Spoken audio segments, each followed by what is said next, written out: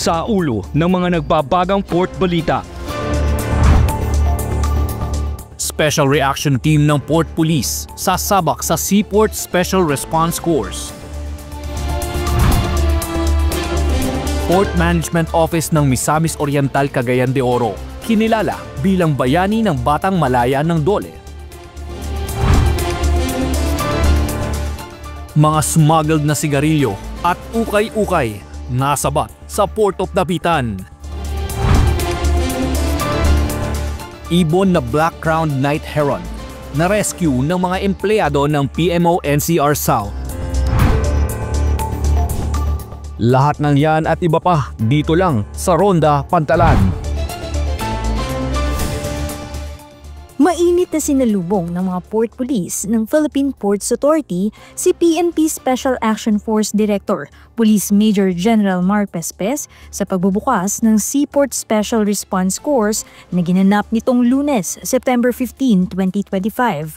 Pinangunahan ni PPA General Manager J. Santiago ang seremonya kung saan binigyang diin niya ang kahalagahan ng pagsasanay para sa mga miyembro ng Special Reaction Team ng Port Police. Ngayon may isang makasaysalang araw para sa atin. Ito ang simula ng 30 araw na masidhing pagsasanay para sa Seaport Special Response Course Batch 1. This is not just another training program. Ito ay simbolo ng ating matibay na paninindigan para pakalakasin ang seguridad sa mga pandalan pag-usayan ng ating operational readiness. Kayo ang inaasahang unang re-responde sa panahon ng banta, sakuna o kaguluhan. Kasama ng PPA Port Police sa training ang elite unit ng PNP staff na magbabahagi ng kanilang karanasan at ekspertong kaalaman sa mga kritikal at high-risk operations. Sa kanyang mensahe, ibinahagi ni Staff Director Pespes ang personal na karanasan sa serbisyo at binigyang diin ang kahalagahan ng tamang paggamit ng natutunan sa ganitong uri ng pagsasanay. This pioneering course marks a significant milestone between the Philippine Ports Authority and the Special Action Force as we join hands in strengthening our collective capacity to safeguard our nation's maritime gateways.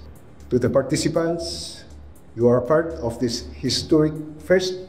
The lessons and disciplines you gain here will set the standard for those who will follow. Ang Seaport Special Response Course ay tatagal ng 30 araw at gaganapin sa tanggapan ng PPA sa La Union. Layunin nito na magbigay ng advanced tactical training para ihanda ang Port Police bilang unang re-responde sa panahon ng krisis, banta o kaguluhan sa mga pantalan. Jel Manalo para sa PPA TV. Kinilala ng Department of Labor and Employment Region 10 ang Port Management Office ng Misamis Oriental, Cagayan de Oro bilang bayani ng Batang Malaya sa katatapos na Dole Kula Awards, mga kwento ng Batang Malaya nitong September 9, 2025. Ang Dole Kula ay isang taunang anti-child labor film festival na inilunsad ng Dole Region 10 sa Northern Mindanao. Layunin nitong itaas ang antas ng advokasya laban sa child labor sa pamamagitan ng paggawa at pagpapalabas ng mga maikling pelikula na tumatalakay sa mga tunay na kwento ng mga batang manggagawa sa rehiyon. At bilang suporta ng PMO MOC, regular nilang ipinapapalabas ng Dole Kula Films sa Makabalan Seaport Passenger Terminal.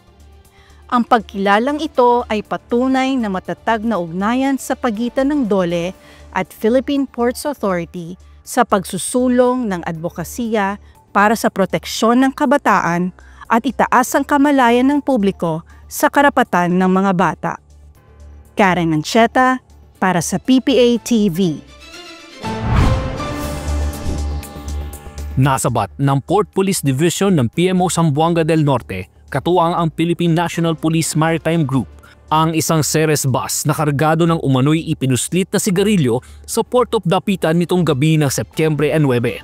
Bandang 7:45 ng gabi, nakatanggap ng impormasyon ng PNP Maritime Group kaugnay sa isang bus na pinaghihinalaang may dalang kontrabando. Agad silang nagsagawa ng random inspection sa nasabing bus na patungo sana sa Bacolod City. Sa compartment ng bus, natuklasan ng ilang kahon ng umano'y smuggled na sigarilyo na tinatayang nagkakahalaga ng mahigit sa 100,000 piso. Batay sa investigasyon, ang mga sigarilyo ay kinarga ng isang alias Haji Lalang sa Barangay Mercedes, Zamboanga City at nakatakdang ihatid sa Bacolod Bus Terminal.